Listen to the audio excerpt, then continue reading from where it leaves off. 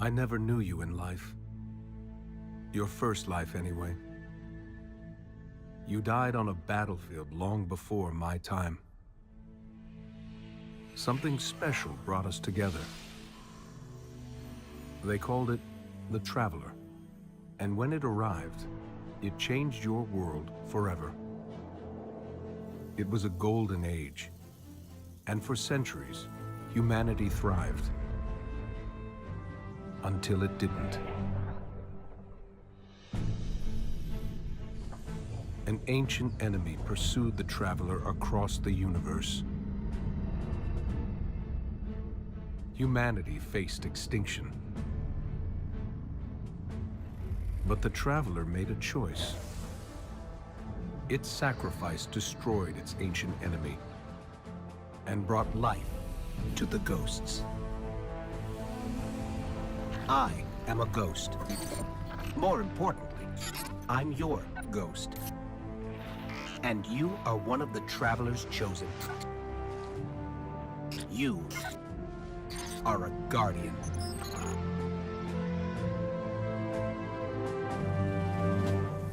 This is your destiny. When the Red Legion attacked, it almost cost us everything. It took a miracle to save us. The awakening of the Traveler. This is our new beginning. The maps are blank. The rules are gone. All we know is we must become more than what we were. This small corner of the cosmos is the only place that is forever ours. And the universe watches us with envious eyes. We've proven we can fight threats from beyond the stars. But now there are things stirring beneath our feet, provoked by the Traveler's light. Our war is just beginning.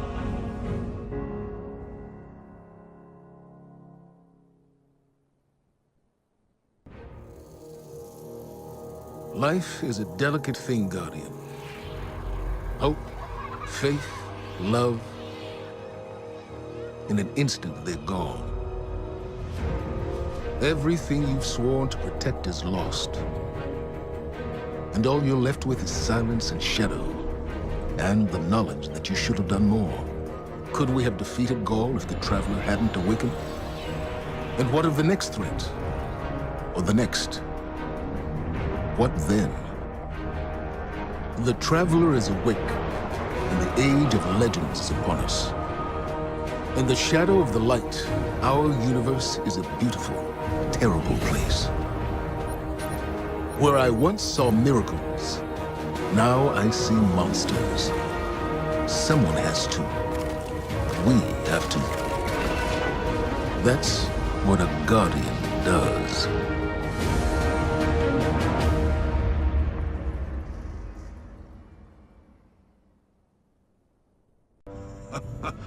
Well, you really showed them, didn't you?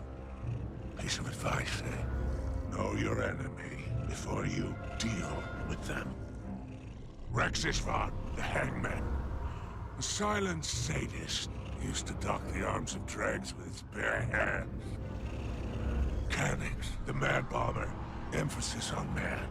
Demolitions expert, with an irritating way about him. The trickster, Araskis, a liar and a schemer. Friendly advice, trust nothing she touches. Hyrax, the mind bender, has a rep for manipulation, has a morbid obsession with the Hive. Yavix, aka the Rider, the leader of a bombastic gang of pike-riding heathens. They sow chaos everywhere they ride. The Rifleman, Pirha, the only fallen alive who can make the shot that mortalized Cade 6. Elikris, the Machinist, scourge of soulless descent. This one sits atop a trove of tech, heavy armament stolen from me. The fanatic himself, Fikrul, the leader of the Barons and the first of the Scorn. His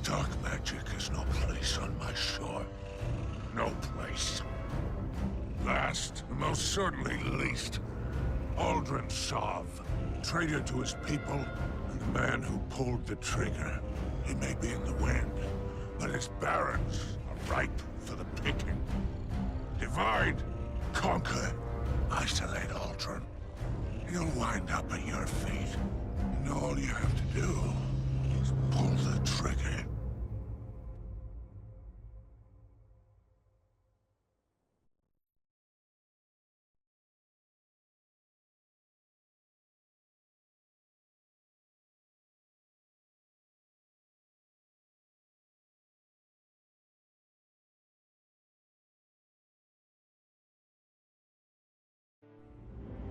My queen commanded me to slay a beast.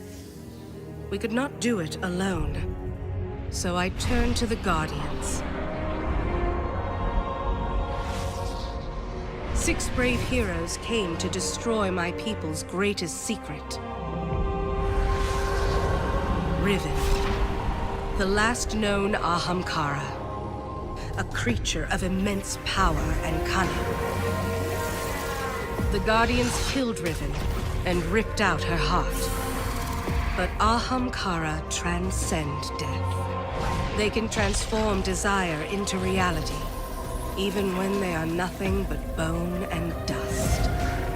I should have known that Riven would grant one last wish, one last curse. Now the Dreaming City has been taken. I opened the gates. I ordered the attack. I should have known.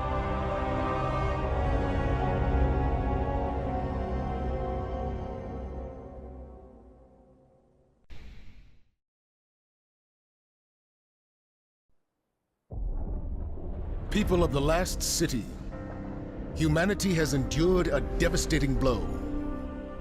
Vanguard scouts have confirmed that Io, Mars, Titan, and Mercury have disappeared. We don't know why. We have lost contact with Deputy Commander Sloan and Jensen Scribe Ashamir. We are deploying Guardians to all corners of the system to find answers. And with those answers, we will form a plan. In the meantime, we ask that all lightless civilians remain within the safety of the city walls, under the protection of the Traveler. Do not lose hope. Humanity has survived many horrors. We have done so through the strength of our community, through steadfast commitment to one another. Stay strong. Be brave. The Traveler protects us, and we will protect you. The Guardians will come through. They always do.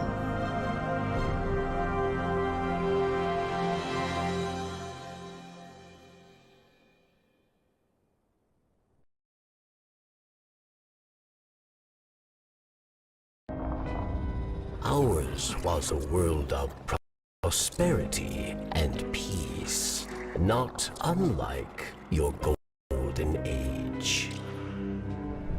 We worshipped the great machine, but fate intervened. With it came a whirlwind of destruction. In the chaos, the great machine fled, abandoning us all. Aramis, like most, was left consumed with rage. In the wake of loss, Aramis rebuilt a life, found new family, one forged from anger. Aramis saw only destruction of that which abandoned us. Varric's fears for Elixni lives. At the command of Aramis, they will meet their end. We all do. We must all make choices. Aramis chose herself over her people. If Aramis is to succeed, the great machine and all who follow it will meet their end. In darkness, there is only one truth: death.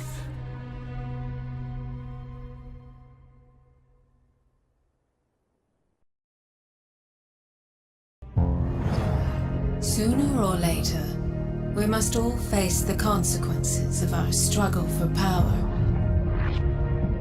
For Aramis, the deep stone crypt provided another grasp at darkness. But firm it was not. Their loss is our gain. For the deepest secrets of Europa are now within our grasp.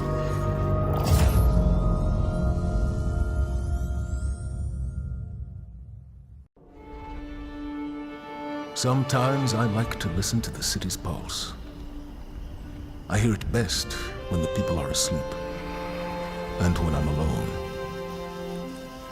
It was a warm night, and I wanted to feel the breeze on my face.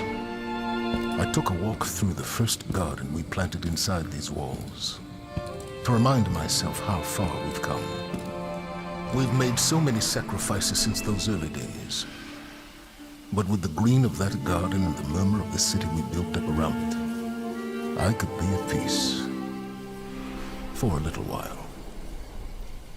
Have you ever felt someone's eyes watching you, Guardian? You might not believe it, but I knew he was there before I saw him. I turned, and there he was, Uldren Sov, his spirit haunting me. Then he shouted a warning, and something snapped in the trees behind me. I spun around, my gun in hand, before I realized I'd drawn it. It all happened so fast. A Cabal assassin, one of Keitel's, no doubt. When I looked back for Prince Uldren, he was gone. Was it a troubled spirit? A hallucination? I wasn't sleeping well before.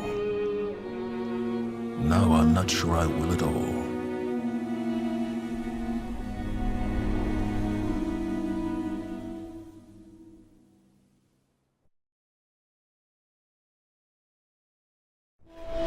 Once, in a city grander even than yours, we prospered. But it did not last. Our great machine abandoned us. And when we pursued it, you sent something back. A creature fueled by hatred.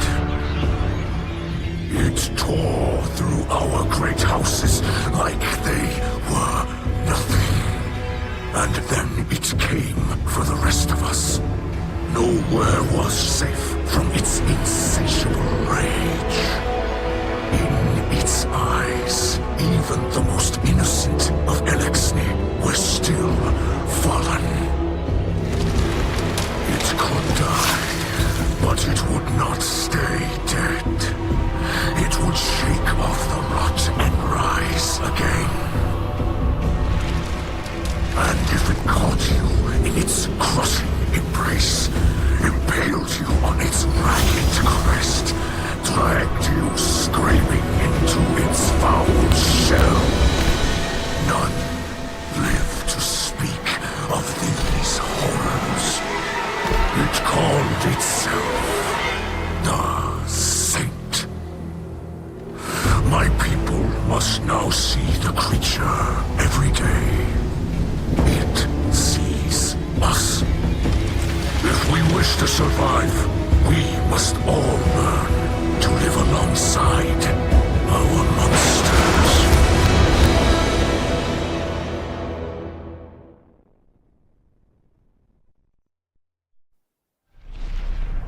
Who is Savathun, you ask? You already know. Oh, guardian mine.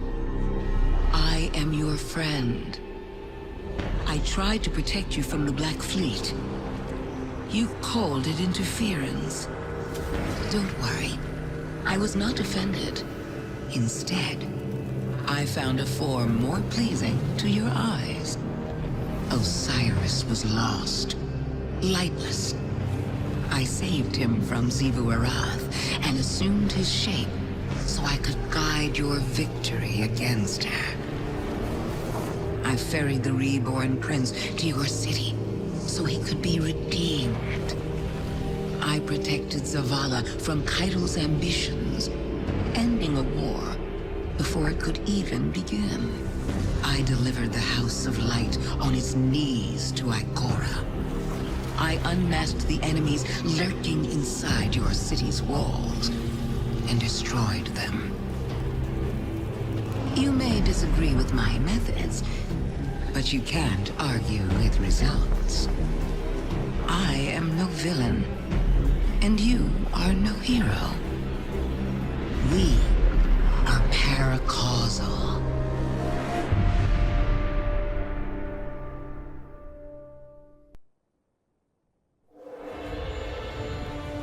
So you wish to hear the rest of my brother's story? Fine. I will oblige you. When the storm came, Riga and Aga rode the winds to meet it. A fleet of talons at their back. A great battle ensued. The storm took, as was its nature. Many fell, Aga among them. Riga could only watch as he tumbled down, down, down, until her heart beat alone. She dove into the storm, giving herself to destroy it. Riga's spirit ascended higher into the sky, where she hoped to reunite with her brother. Instead, she met the thing that sent the storm. A bottomless well of grief, unreachable by reasoning or bargaining or violence. A voice in the darkness. And so, Riga gathered her feathers into an aegis of wings to shield the world below. But over the years, feathers broke away. Futility wore thin her resolve. Then, one day, her heart began to beat as it once had. Doubled, distant, but different. A beautiful echo.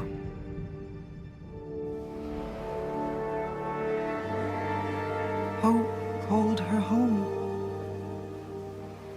And though she prayed to find Aga there, he never returned.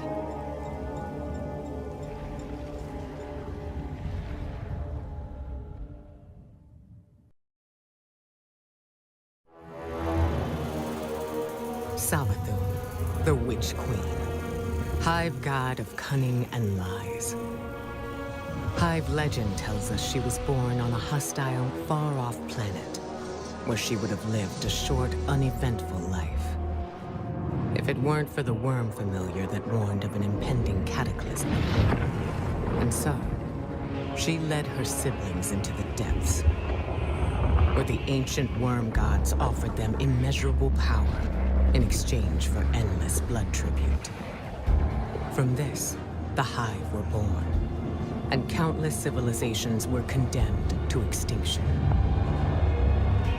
For untold ages, they devoured life and light wherever it could be found, facing little resistance.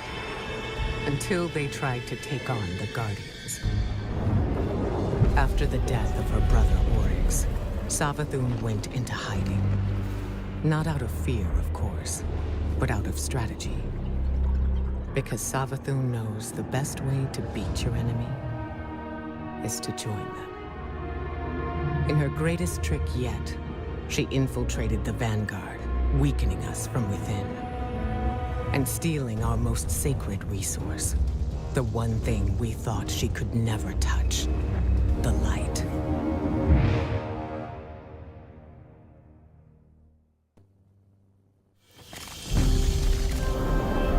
Intentions aside, Savathun is solely responsible for her own ruin.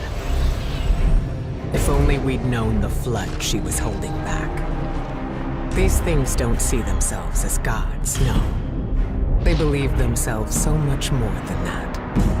And yet, with all that power, it was wielders of light and dark, saviors of humanity, who brought them down. Regardless of victory, we must remember that was only a taste of success, barely achieved. There will be more, and the power they hold will pale in comparison to that of their maker, the Witness. We must now face an inevitable truth. The Witness and its followers, they're coming. All of them. And when they get here, we'll finish what they started.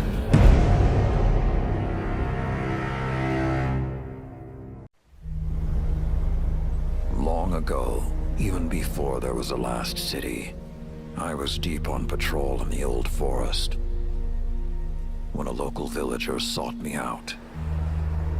They asked me to catch a thief. I told them the Iron Lords were no mercenaries, but I saw their pride as well as their poverty. And they offered me a loaf of black bread instead of coin. I agreed. Just before sunrise, I caught my thief. A young girl, stealing what she could carry. Food when she could find it, coin when she couldn't, weapons to protect what she had taken. There was no fear in her eyes. She said the bandits in the forest ordered her to steal in exchange for protection. The penalty for theft in those times was death. Instead, I pulled the crest from around my neck and pressed it into her hands. I told her the wolves would protect her. In a settlement rich with stolen supplies, I found the bandits and cut them down. 38 lives to spare one. And for a time, I believed that was mercy. Many winters passed before I found myself back in that part of the old forest. This time, no one sought me out. So I sought them instead. Wind blew through rotted wood and rusted metal where the village once stood. And behind it, graves. Then piled stones, then bare mounds of earth, and then a pit. My blood was high. I tore through the forest, hunting for those responsible. Finally, in a settlement rich with stolen supplies, I found her. A lightless woman, with my crest around her neck. There was no fear in her eyes. She spoke plainly. When the villagers could no longer tithe, her wolves no longer protected them. She bled them dry, and when they had no more to give, she sent in her men, unleashed her wolves. Mercy to an enemy cannot come at the cost of mercy for their victims. The right path isn't always easy to find. But once you do, the only question is whether you're strong enough to walk it.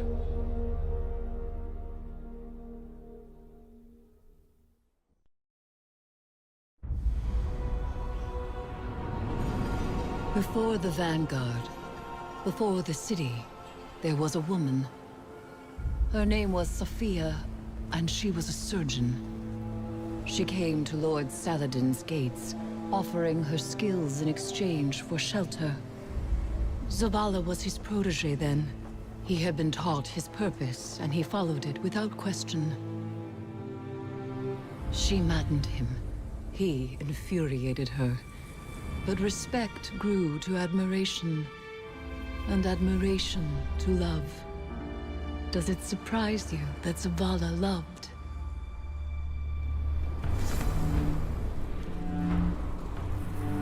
She was meticulous and gentle, strong-willed, stubborn, fearless.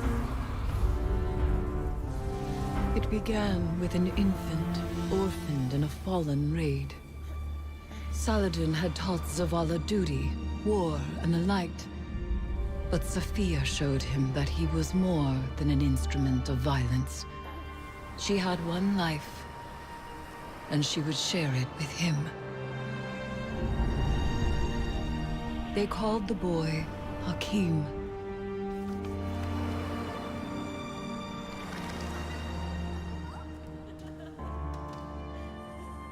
And he called Zavala father. In his joy, Zavala thought to abandon the light, as he had abandoned Saladin's ways. That joy ended as it began, with their son. When Hakim followed his father into battle, Zavala could not protect him, and Sophia could not save him. Hakim died in his mother's arms. Zavala wanted her forgiveness, but she knew there was nothing to forgive. And that giving up the light would be no absolution for him. They returned to the lives they once led.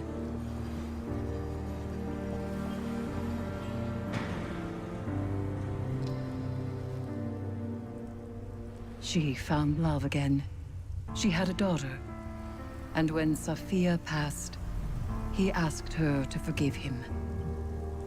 Through each generation, he mourned. He asked for their forgiveness. And still, he has not found it.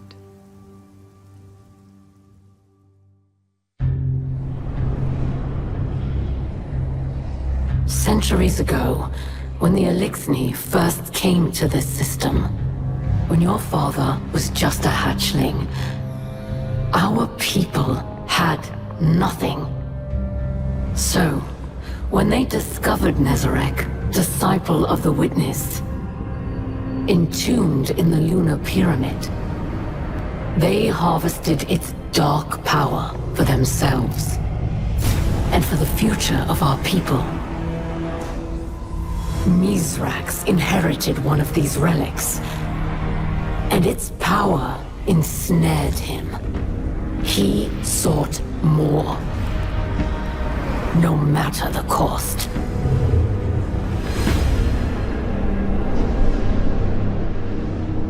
But the more his crew had, the less they shared.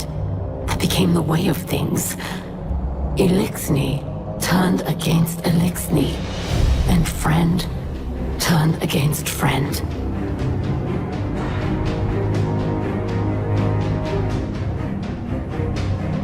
Over time, the relics of Nezarec were separated and scattered across the galaxy. Their influence faded, but the stains of their power endure. Mizrax fled from the butchery he was born into. He claims he has changed, and now lives a life of piety. But no matter how he tries to bury his past, with selfish displays of generosity and scraps of stolen wisdom, Mizrax will always be a liar, a thief, and a killer.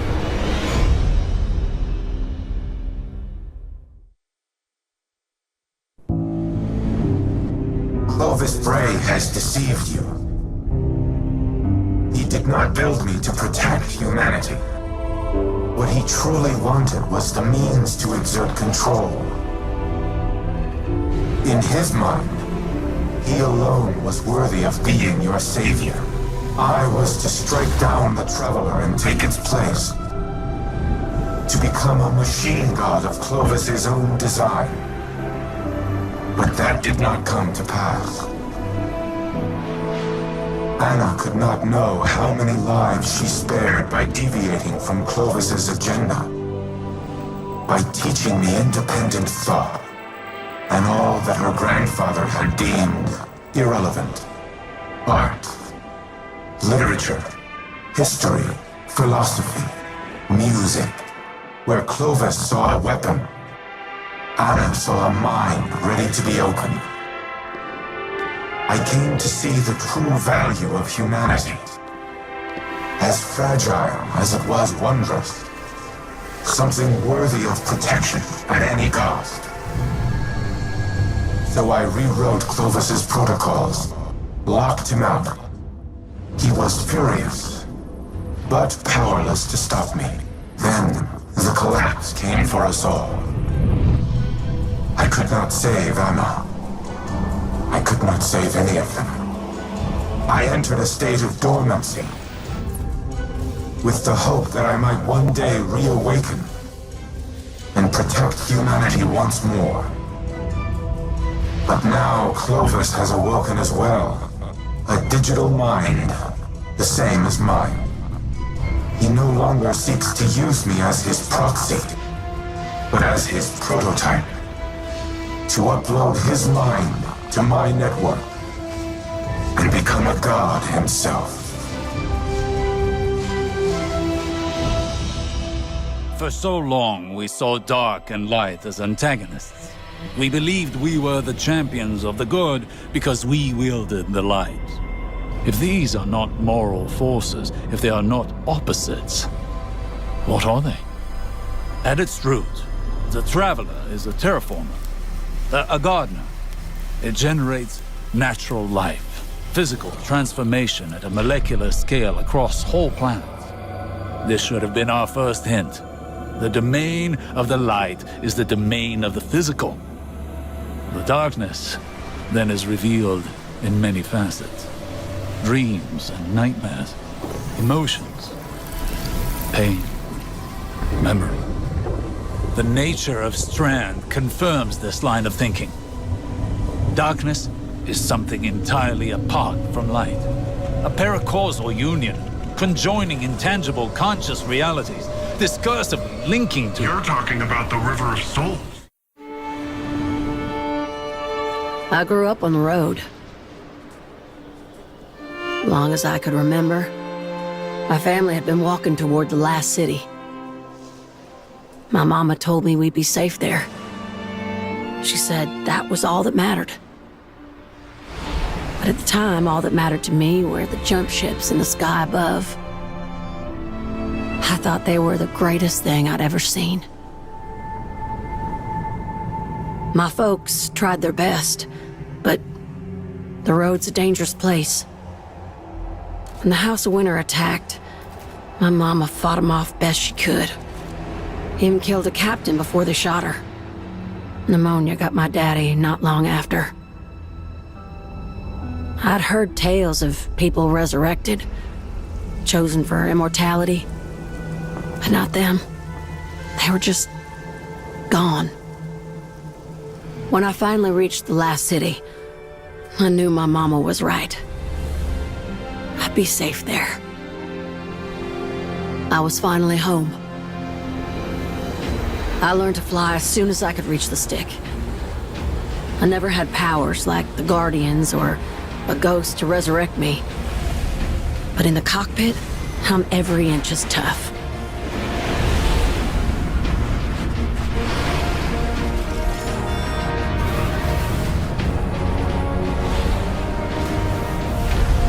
Now, every time I fly, I remember where I came from and who I'm fighting for.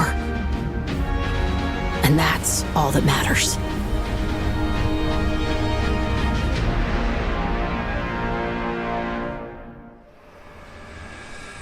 Before you can confront the witness, you must understand it. The Witness's first victims were once like you, struggling for survival, bolstered by hope, until their hopes became reality. They called it the Gardener, their deity of life. It ushered them into a golden age. For eons they prospered, but their newfound god never spoke to them. It lavished them with gifts, but not with guidance. And though they lived in paradise, they came to crave a greater purpose. They desired meaning, structure, a winnower, to shape the garden. Their scholars discovered that the Gardener shared a connection with another entity among the stars. They called it the Veil, and when they found it, they arrived to claim it. They already knew much about the light, how it could bend the laws of the universe and create life. But they came to realize that it could bring ruin just as easily. The cosmic events it set in motion could wipe out entire civilizations in a heartbeat, without reason. And so they saw the light, not as a source of prosperity, but of unfettered chaos. By studying the Veil, they came to know the darkness. A power that was shaped by thought and consciousness. And in the darkness, they found the means to carve away the chaos of existence, to calcify it into a final shape, eternal and perfected.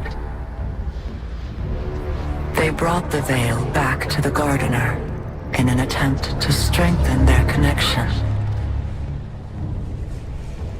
There, they could reshape reality itself. The Gardener would not allow it, and so it fled their world. But they would not be deterred. Having witnessed the truth in the darkness, they used its binding power to merge themselves into the salvation they craved. Thus began the Witness's pursuit, its campaign to impose meaning on a meaningless universe, one that is nearly at its end.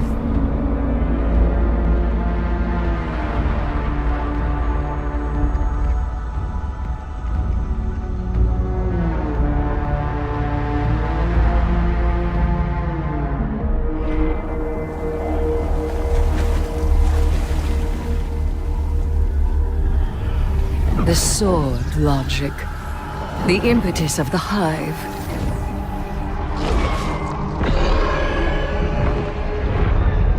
Oryx, the Taken King, brother to Savathun and Xivu Arath, sought whispers from the worms of Fundament and dredged this truth from the deep. All things must prove their right to exist. The rest will die in terror. There is neither escape nor exemption. Simple, essential, beautiful to know. Oryx led his sisters down the bladed path. We have tested ourselves against horrors. We emerge changed. Through this, we become stronger. We become free.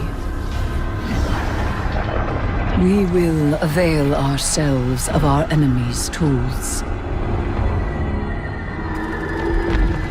Xivu Arath believes every death proves the sword logic. That she unveils the false shape of the Traveler's lie by her blade. But she needs her truth. She is desperate for its vindication. She wishes for a world without grief, or pity, or doubt. Not baleful, not beautiful. A childish cry. The Hive call us liars, the unfree, deniers of the all-edged truth. But I take the power the sword logic offers not out of desperation, but desire. For Crota.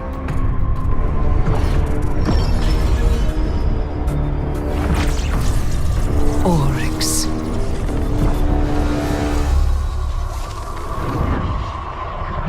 Savathun. I wield their killers as a knife. The Hive know this truth as well as any logic. I am here, and they are not. Ayat. I was not always a prisoner in the dreaming city. The Ahamkara were once free to roam its halls. That's where I met Taranis. And Taranis, unlike others, unlike me, cherished those who wished to him. Those who bargained with him were safe. It must have cost him. I found his restraint intriguing. And my art, my dreaming halls, my dance with the queen moved Taranis in turn. Together, we became the ebb and flow of the tide. Through him, I glimpsed a world without the tireless cycle of bargaining and feeding, of peace. Taranis invited me to his lair, a place where we couldn't be found, in the ontology of the Black Garden. My joy of turning desire to woe faded for one rapturous moment. We made successes together. We built secrets together. And then came your great hunt of the Ahamkara.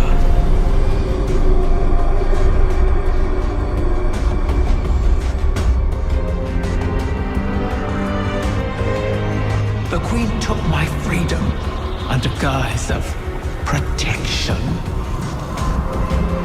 Taranis and I were forever separated. But we could still whisper to one another in the space between. At least until a king arrived and made a bargain I could not refuse. I became both king and dragon. I spoke with his voice, and Taranis knew it. So he did the one thing our kind must never do. Grant his own wish at the cost of his existence. A wish to keep the eggs out of harm's reach until someone could protect them. Someone like you. His wish keeper.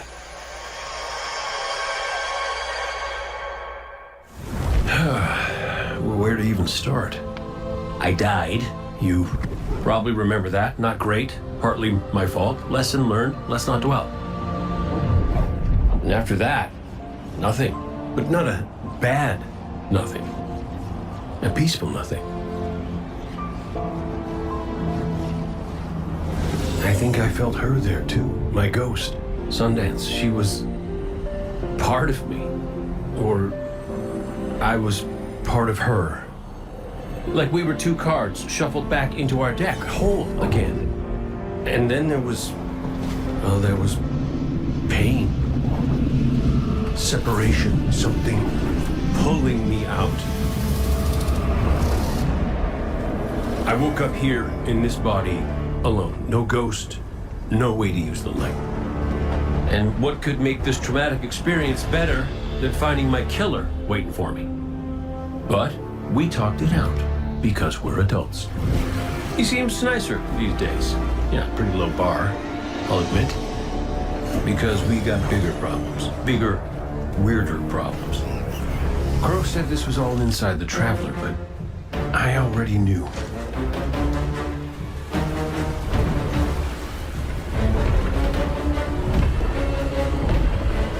It's in pain. Pain I can feel. Somebody's up in that monolith with their hand on a knife. Crow calls it the Witness. And what it's doing out here has a name, too.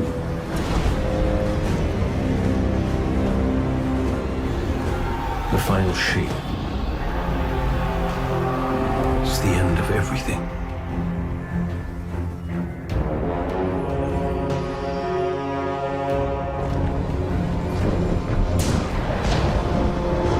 So I figure, might as well try to stop it.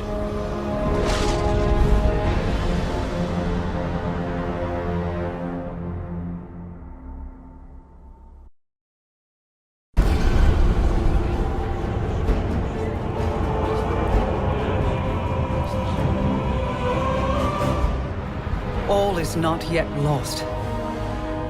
The Witness may have won this battle, but it is wounded. And while you've been occupied here, within the Traveler's heart, I've brought our allies to help you land the final blow. The full might of Keitel's empire stands behind us in this endeavor. Mizrax Kel rallies his House of Light to save their great machine. And I have found a guardian of great renown, Micah 10, who comes to us with bold ideas. If you intend to subdue the Witness, we must first fight its corruption and weaken its hold on the Traveler. You will grow in strength, in power, and when the reckoning is at last upon us, you will storm the Witness's monolith and strike where it is most vulnerable. You will shatter its hold on the Traveler, and you will end it.